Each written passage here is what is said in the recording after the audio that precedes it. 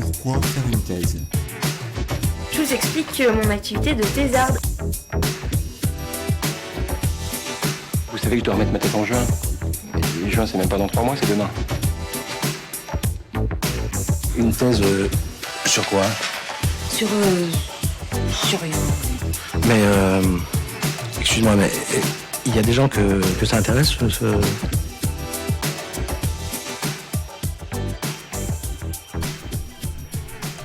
Bonjour, vous écoutez Thésard, le podcast qui fait parler les doctorants et doctorantes en sciences humaines et sociales, produit et réalisé par Marianne Legagneur et Jeanne Perrier.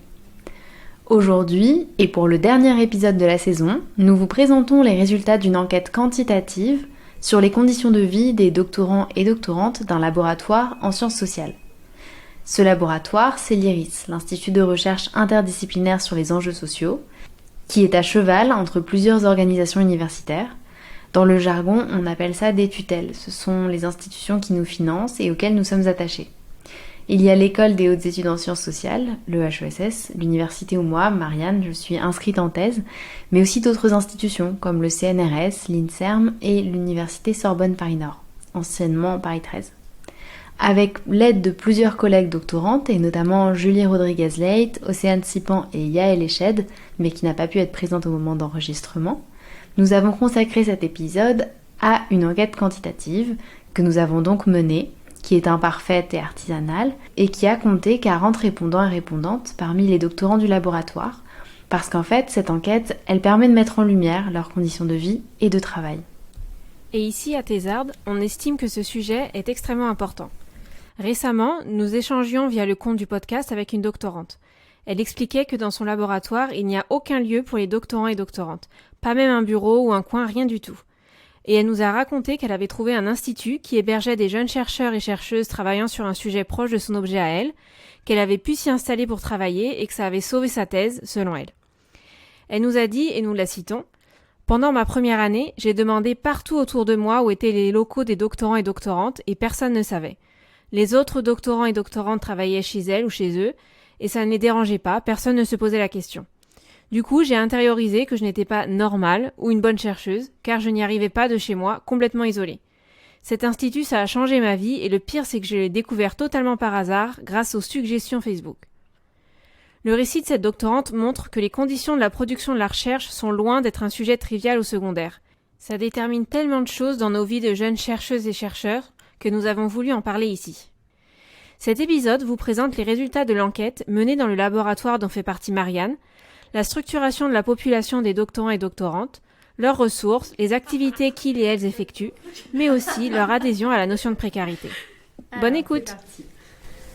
Aujourd'hui, nous vous présentons les résultats d'une enquête menée entre janvier et mars 2020 auprès de doctorants et doctorantes d'un laboratoire interdisciplinaire de sciences sociales. Un laboratoire, c'est une unité de recherche affiliée à des institutions, une structure qui encadre des chercheurs et des chercheuses.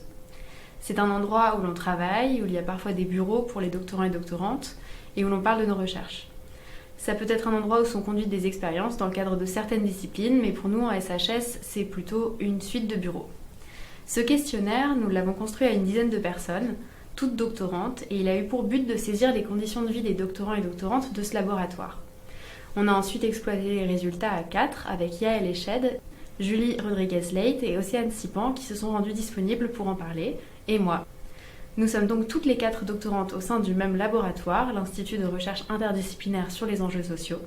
Et si on a eu envie d'aborder ce sujet aujourd'hui, c'est parce que les résultats de l'enquête permettent d'éclairer plus largement la question de la vie des doctorants et doctorantes au-delà de l'existence de ce laboratoire en particulier. Bonjour Julie et Océane, merci d'être avec nous pour cet épisode. Est-ce que vous pouvez vous présenter ? Océane. Bonjour, je suis Océane, je suis en 3e année de thèse en sociologie et je travaille sur l'engagement dans la démarche zéro déchet. Bonjour, moi c'est Julie et je travaille sur la médiation animale en milieu carcéral. Et donc bonjour, moi c'est Marianne, je suis en 3e année de thèse CIFRE en sociologie et j'étudie le télétravail. Donc pour commencer, peut-être la première question ce serait de savoir pourquoi finalement on s'est lancé dans cette enquête. Alors l'enquête, elle est née d'une envie en fait de connaître un petit peu plus les doctorants et les doctorantes de l'IRIS. C'était donc une enquête à l'échelle de notre laboratoire et on venait, c'est dans un contexte où on venait juste de déménager de Paris à Aubervilliers.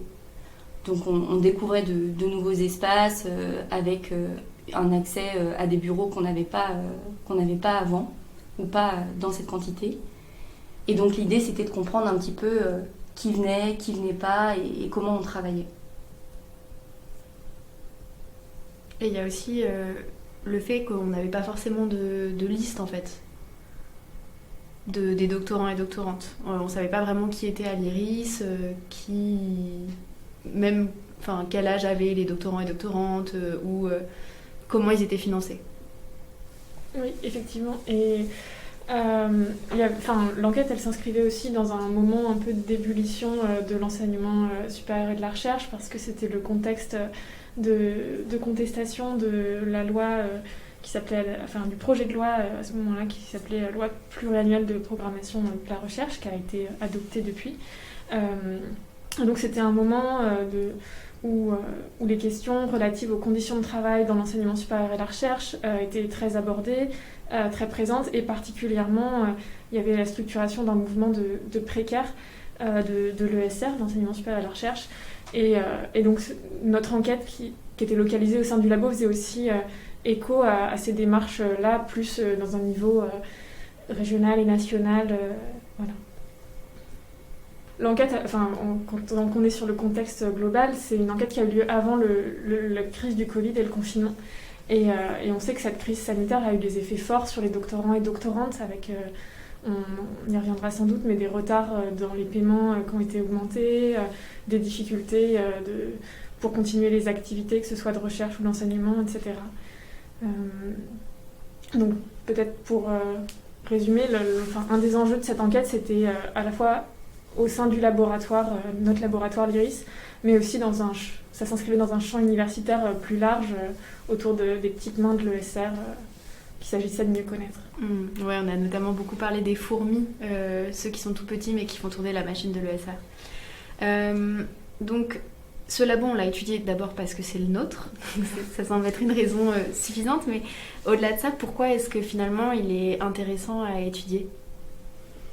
Déjà, il faut peut-être recontextualiser un petit peu notre laboratoire dans cette centralité à Paris, et qui est plutôt un laboratoire avec des doctorants et des doctorantes où c'est à discuter, mais il y a une position un petit peu privilégiée, avec beaucoup de doctorants et de doctorantes qui sont aussi affiliés à l'EHESS, et en tout cas la renommée qu'elle a et qu'elle a eue et dont elle bénéficie toujours. Et avec d'autres labos plutôt hors Paris, etc.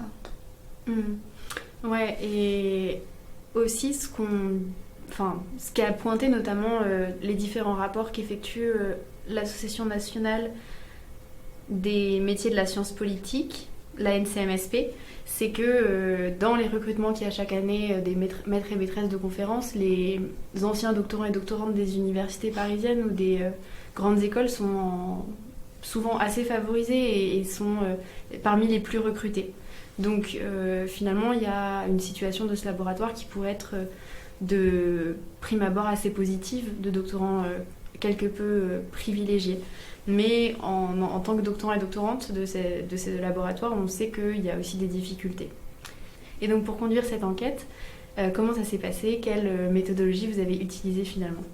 Alors tout d'abord, on a choisi de faire une enquête quantitative, donc par questionnaire. C'était lié à plusieurs raisons. Le fait que on est dans un milieu d'interconnaissance, donc faire des entretiens, c'était peut-être plus compliqué. Par ailleurs, c'était aussi une manière d'objectiver les conditions de travail en obtenant des pourcentages, des statistiques et peut-être aussi de toucher une population plus large, puisqu'on visait l'ensemble des doctorants et doctorantes de l'IRIS, ce qu'on n'aurait sans doute pas pu faire par entretien. Et du coup, cette population, effectivement, des doctorants et doctorantes de l'IRIS, elle avait un certain nombre de particularités qu'on a essayé de prendre en compte pour mener l'enquête, pour construire la méthodologie. Et notamment, on a voulu que ce soit une enquête qui soit rapide, enfin un questionnaire en fait qui soit rapide à faire, qui soit assez simple. D'une part parce que c'était nous qui allions le traiter par la suite et que On a nos thèses et tout un tas d'activités à côté à mener, et par ailleurs parce que les autres doctorants et doctorantes sont dans la même situation et que répondre à un questionnaire, fallait pas que ça leur prenne trop de temps. Donc ça a restreint les thèmes abordés, on s'est concentré sur la durée de la thèse, les questions de financement de cette thèse, les revenus des doctorants et doctorantes, leurs différentes ressources, leur lieu de vie, lieu de travail et les différentes activités liées à la recherche qu'ils et elles pouvaient avoir. Aujourd'hui, on est 3 à parler de cette enquête, mais au départ, on était 10 enquêteurs et enquêtrices.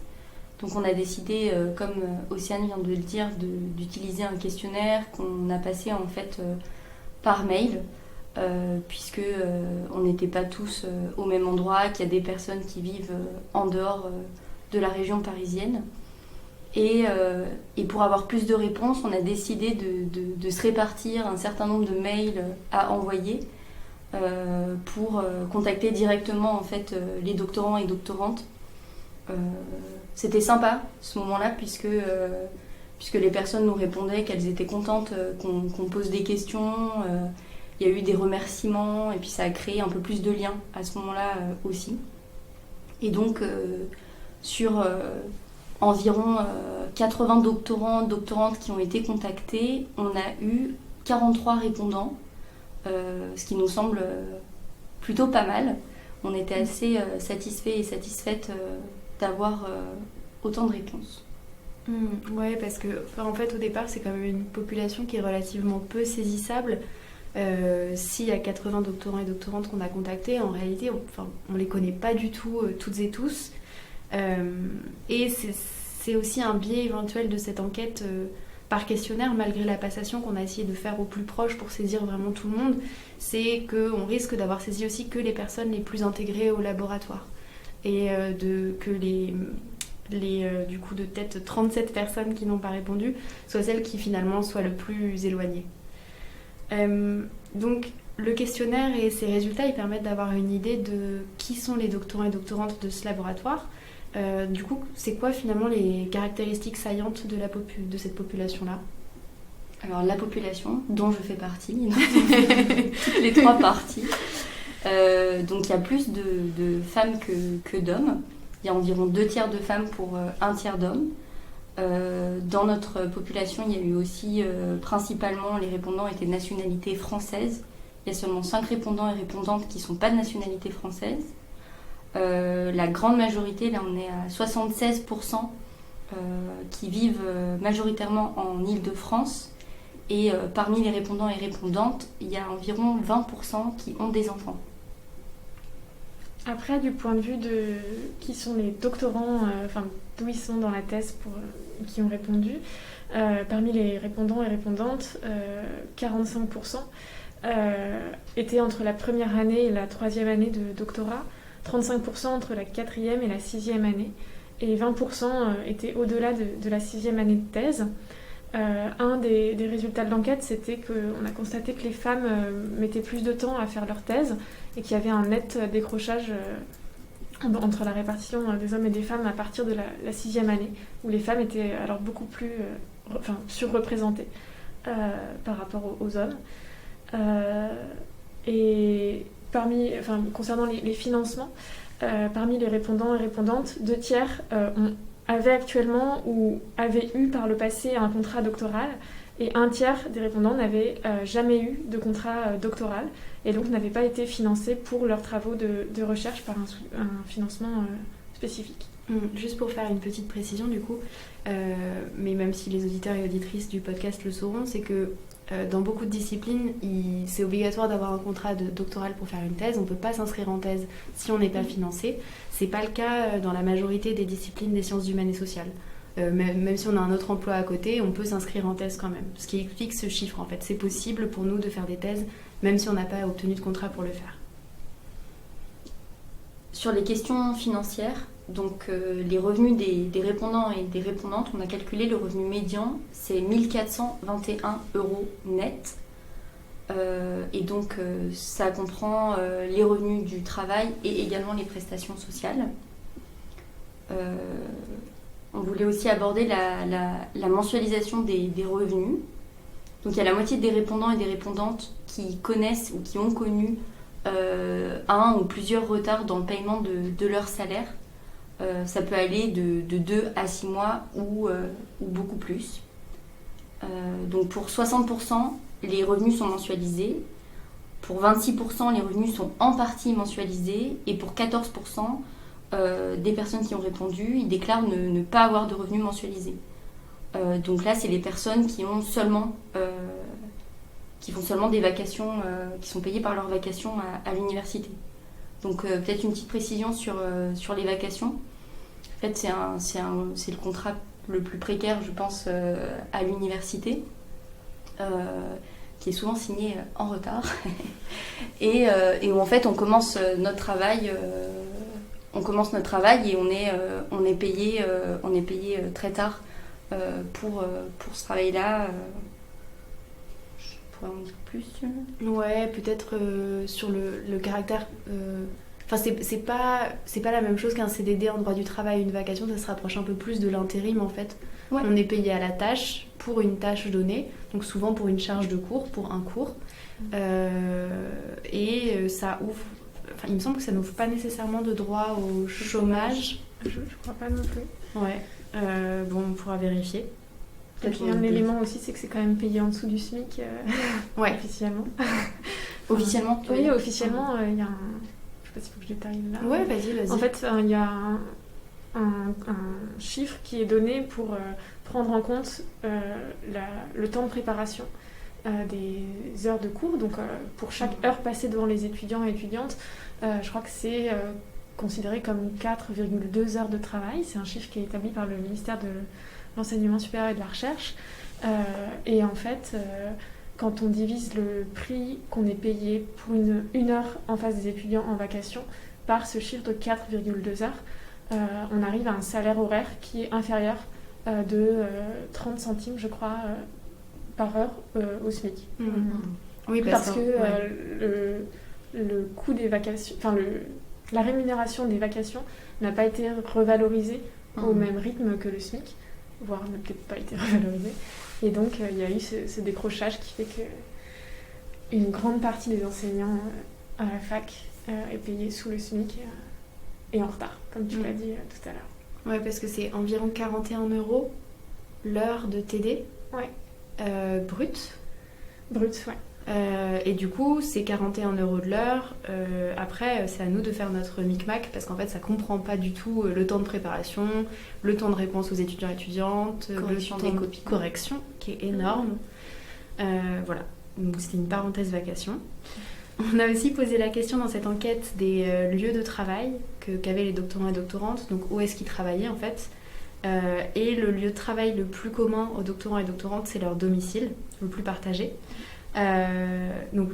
Et le deuxième lieu ensuite c'est la bibliothèque. Donc pour ces deux lieux-là, ce qui est assez criant, c'est que c'est des lieux finalement où on travaille seul. La bibliothèque, c'est souvent un environnement assez silencieux. Et en troisième position vient seulement le laboratoire, ce qui s'explique peut-être parce qu'on a des bureaux en nombre suffisant depuis seulement 2019. Avant le déménagement du laboratoire, c'est vrai qu'il y avait très très peu de bureaux, c'était une salle qui était partagée pour plusieurs laboratoires.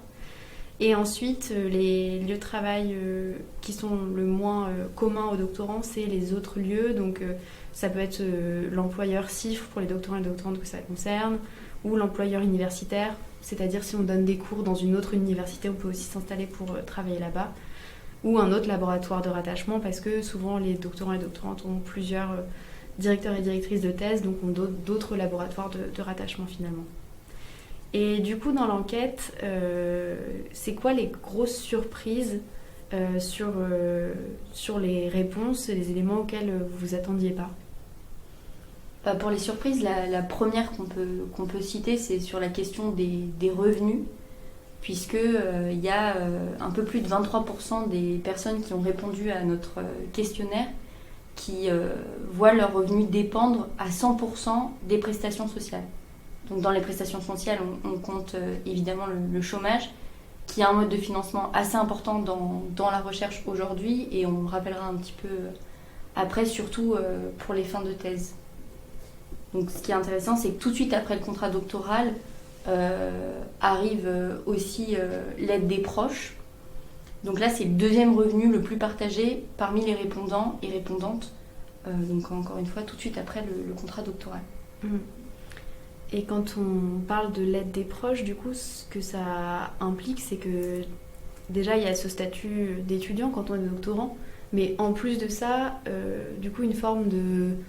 on est dépendant, en plus d'être étudiant, on est maintenu dans cette situation de dépendance auprès des proches, que ce soit auprès des parents, du conjoint ou de la conjointe. Donc c'est vrai que c'est un résultat qui est finalement assez grave et inquiétant.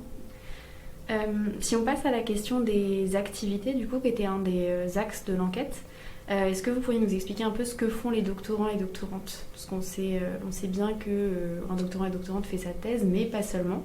Du coup, quelles activités finalement sont réalisées et par quels doctorants et doctorantes ? Alors il y a effectivement beaucoup d'activités, comme tu viens de le dire, en parallèle de la thèse. On a posé des questions concernant l'enseignement, donc le fait d'enseigner en particulier à des publics étudiants, donc dans les universités ou les écoles post-bac. Et ce qu'on a constaté, c'était que plus les thèses durent longtemps, plus les doctorants et doctorantes qui ont répondu donc, enseignent. Et ce qu'on peut en dire, c'est qu'au-delà de l'intégration progressive dans le monde universitaire qui fait que les doctorants et doctorantes, plus ils avancent dans la thèse, vont plus enseigner, il y a aussi une forte nécessité de trouver des modes de financement à la thèse, à la fin du contrat doctoral. Et ça, c'était vraiment très visible, puisque entre les doctorants qui étaient entre la première et la troisième année de thèse, et ceux qui étaient en quatrième à sixième année de thèse, donc qui n'avaient plus de contrat doctoral, il y a un véritable bond de ceux qui enseignent. On passe de 53% de doctorants enseignants en première à troisième année de thèse à 80% de doctorants et doctorantes enseignants-enseignantes à partir de la quatrième et jusqu'à la sixième année de thèse. Est-ce que du coup il y a d'autres activités ? Oui, il y a aussi la participation à certaines instances. Donc il y a les personnes qui sont contractuelles actuellement, donc qui sont sous contrat, ou les personnes qui ont eu un contrat précédemment. On remarque que ces personnes-là, elles participent plus aux instances de la vie universitaire, comme le CHSCT, je vais y arriver, qui est le comité d'hygiène, de sécurité et des conditions de travail. Il y a aussi le conseil de laboratoire, le conseil scientifique, qui sont en fait des organes où sont prises des décisions au sein du laboratoire, que ce soit des décisions administratives, financières, des politiques scientifiques, etc. Et ce qu'on remarque, donc, c'est que le contrat doctoral, il va favoriser en fait l'intégration, et on sait qu'elle est hyper importante dans le monde universitaire. Et du coup, par la présence des doctorants et des doctorantes dans ces différentes instances. On voit aussi, du coup, puisque c'est important et que ça permet de se socialiser, etc., que ça peut être aussi très discriminant pour les personnes qui sont doctorantes qui n'y participeraient pas. Et donc ça joue... ça a un fort... c'est très relié au fait d'être financé ou non. Et effectivement, comme tu le dis, le fait que le contrat doctoral et donc le fait d'avoir un financement dédié à sa thèse soit très discriminant, c'est aussi quelque chose qu'on a remarqué pour les autres activités qu'on a étudiées dans cette enquête, notamment parmi les activités qui étaient les moins fréquentes parmi les répondantes et répondants, à savoir l'organisation de séminaires ou la participation à des enquêtes collectives. Donc c'est des projets un petit peu à côté de la thèse, des side projects, qui sont un facteur important en fait d'intégration, où ça témoigne en fait d'une bonne intégration dans le monde universitaire et dans le monde de la recherche.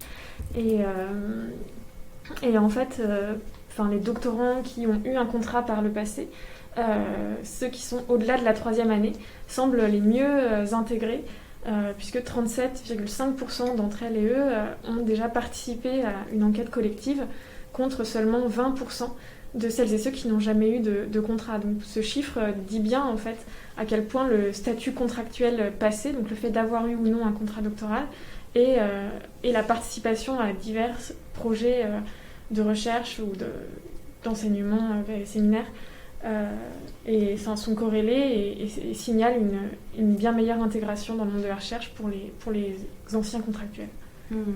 Donc finalement tout ça, ça aboutit aussi à une vision de la thèse comme un moment de socialisation, un moment où on va construire finalement son CV pour répondre aux exigences du monde académique. Ça passe par le fait de mener certaines activités comme on l'a dit, mais surtout en fait ça pose la question des inégalités entre les doctorants et doctorantes qui sont financés et qui ne sont pas financés.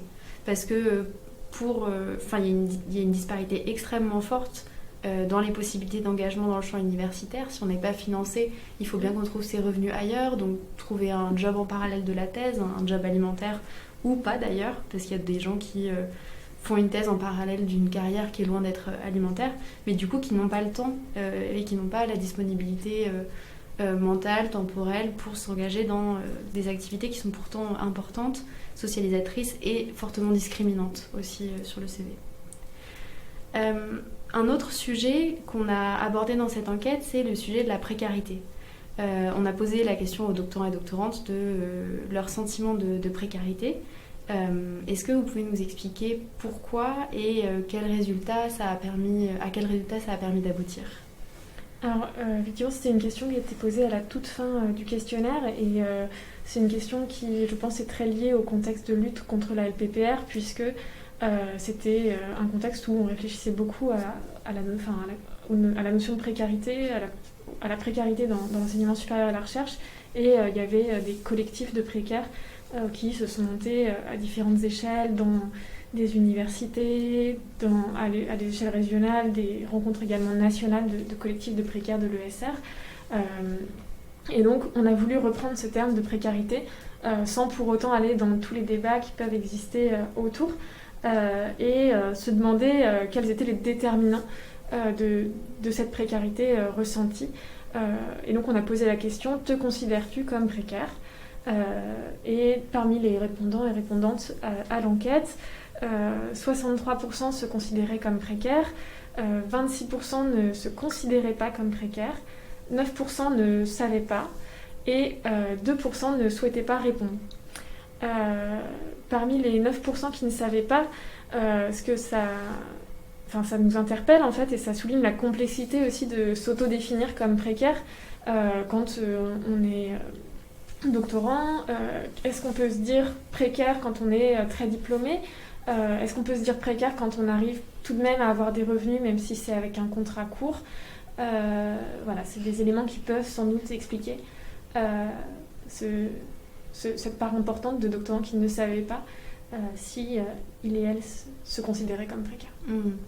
Et donc pour répondre à la question des déterminants sociaux de la précarité, on a décidé de croiser le sentiment de précarité avec le fait d'avoir eu ou de ne pas avoir de contrat doctoral.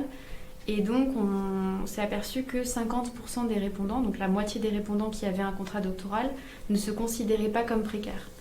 Du coup, le fait d'avoir un contrat maintenant, ça permet d'échapper en partie au fait de se considérer comme précaire. C'est des doctorants qui sont donc sous contrat, plutôt en début de thèse, parce que les thèses en sciences humaines et sociales sont longues. Donc, des doctorants qui cumulent parfois un contrat doctoral et des vacations, qui se sentent pas encore précaires, on pourrait dire comme ça. Parce que en fait, on s'est aussi rendu compte qu'on se sentait plus précaire quand la fin de son contrat approchait. Et une des hypothèses qui permettrait de l'expliquer, c'est que c'est des personnes aussi qui ont souvent un contrat de 3 ans pour la première fois de leur vie en fait. Qu'ils ont accès à un salaire pour 3 ans après un parcours de formation continue et du coup c'est plutôt un temps qui est aussi ressenti comme long. Donc ça permettrait d'expliquer ce chiffre. En revanche, pour ceux qui n'ont jamais eu de contrat ou qui en ont eu un par le passé et donc ne bénéficient plus de ce contrat doctoral, les personnes qui se considèrent comme précaires sont beaucoup plus nombreuses. Parmi celles et ceux qui n'ont jamais eu de contrat, donc les doctorants et doctorantes non financés, 46,7% se considèrent comme précaires, 33% ne se considèrent pas comme précaires et 20% n'ont pas répondu à la question. Donc une des hypothèses qu'on a fait sur ces chiffres, c'est que peut-être ces personnes n'ont pas eu de contrat doctoral mais avaient un travail à côté et comme tu le disais Marianne, menaient leur doctorat en parallèle d'une carrière qui n'avait rien d'alimentaire et donc pouvait expliquer ne se catégorisent pas comme précaires.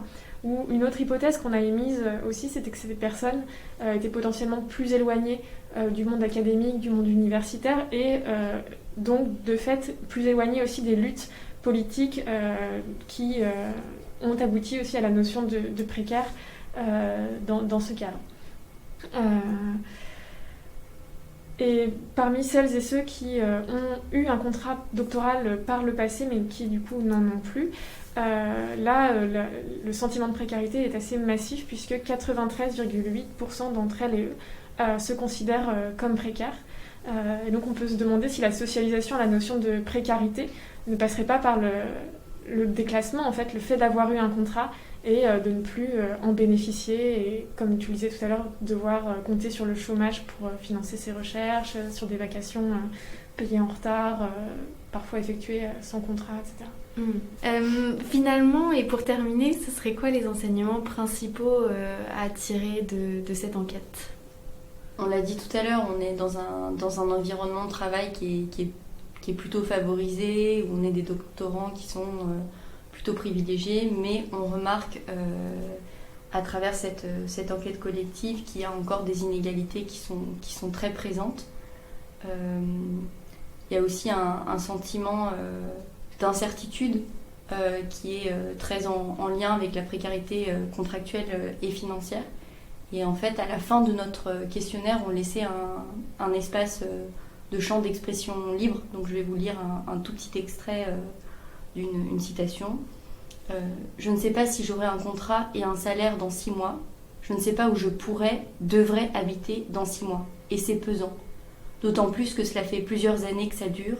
Je peux difficilement faire des projets et envisager ma vie à court terme, sur quelques mois. Donc là, on voit bien, en fait, dans cette verbatim, la précarité contractuelle et financière qui crée du coup une incertitude temporelle qui a des conséquences évidemment sur la trajectoire personnelle et aussi en termes de santé mentale, en fait. Donc là, on voit que la précarité, elle est évidemment liée au statut, au revenu, et que cette précarité, elle est multidimensionnelle et qu'elle a des impacts notamment sur le lieu de vie. Après, sur les enjeux, un des enjeux principaux qu'on avait donné à cette enquête, qui était de connaître davantage la population des doctorantes et doctorants de l'IRIS, qu'est-ce qu'on a appris ? Que les répondants et répondantes à notre questionnaire étaient finalement assez proches géographiquement.